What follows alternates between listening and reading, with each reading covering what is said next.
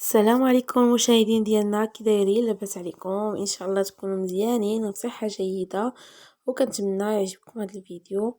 مهم اليوم بغينا نشاركوا معكم كيفيه تحضير الكرداس والقديد وتاج غدانت. المهم كل واحد شنو تيقول لها. هانتوما كيف ما كتشوفوا هما بداو كيقطعوا هنايا راه الريه وديك الكرشه والدواره. المهم قطعوا كاع داكشي كامل والبصارن. حنا ما كنديرو في هاد الكرداس لا عطريه لا والو، كنديرو غير الملحه، كنكثرو مزيان الملحه وصافي. المهم هانتوما تبعوا معنا الطريقه، وكنتمنى تعجبكم الطريقه ديالنا وتجربوها.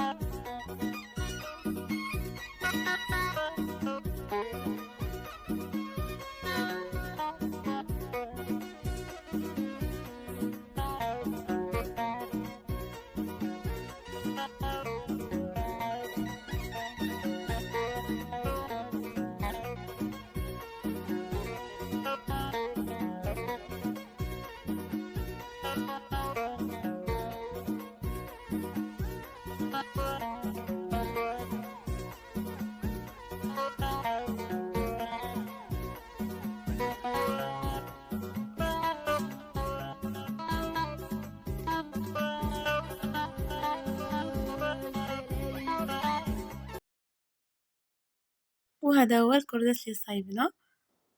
نتوما كيف ما كتشوفوا شفتوا الطريقه ديالنا كيفاش كنصايبوه. غير بالملحة. المهم غادي نديروه في البانيو نخليوه يرقد شي شويه ومن بعد نطلعوه للسطح. ودابا ننتقلوا لطريقه كيفاش كيديروا الطريقه ديال تاج غدانت. المهم النواحي ديال الرشيديه والرشيديه تيقولها تاج غدانت، ما عرفتش الناس شنو تيقولوا لها.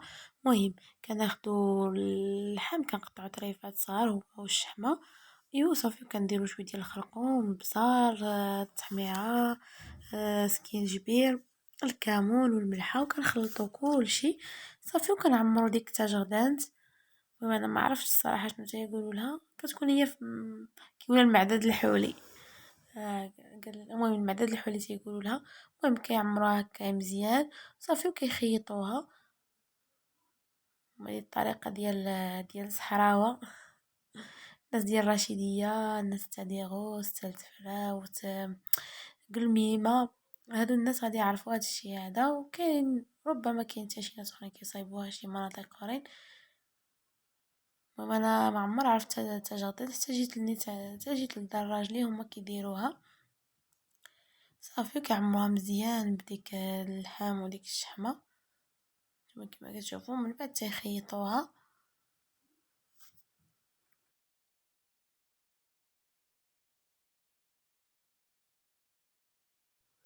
وصافي كيديروها. من بعد ما كتعمر كيخيطوها صافي كيديروا كاين اللي كيديرها في الشمس يغليها حتى كتيبس نيت كتشمس مزيان، وكاين اللي كيديرها في الفريغو. المهم على حسب. هذه كيديروا بها الكسكسو. المهم في وقيلا في عاشوراء اللي كيديروا بها هما الكسكسو. كيف ما كتشوفوا هي كتخيطها طرطقات لينا من تما كتخيطها مرتلوسي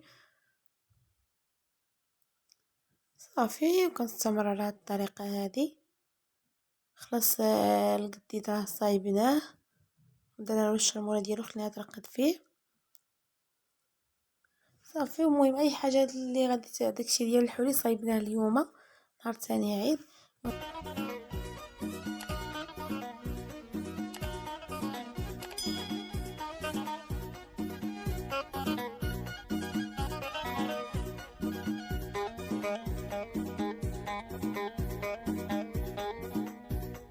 وهذه هي تاج غدان. هانتوما كما كتشوفوا الشكل ديالها كيفاش كيجي من بعد ما كتعمر صافي. دابا اللي بغى يديرها في الثلاجه يديرها، اللي بغى يديرها في الشمس كيديرها. وهنايا الكرداس طلعناه للشمس يتشمش كما كتشوفوا. وهذا راه سميتو القديد. درنا فيه عطريه، درنا فيه الكمون والبصار والتحميره وزيت البلديه صافي. كنشربوه مزيان وكنكثروا فيه الملحه. المهم هذه الطريقه كيفاش كيجي. وكنقطعوه هكايا رقيق باش النيت يبس مع الشمس صافي. وغادي ننشروه في الشمس. هانتوما كما كتشوفوا نشرناه في الشمس واخا اليوم واحد الشمس حاره نيت بزاف. وهذا هو القديد.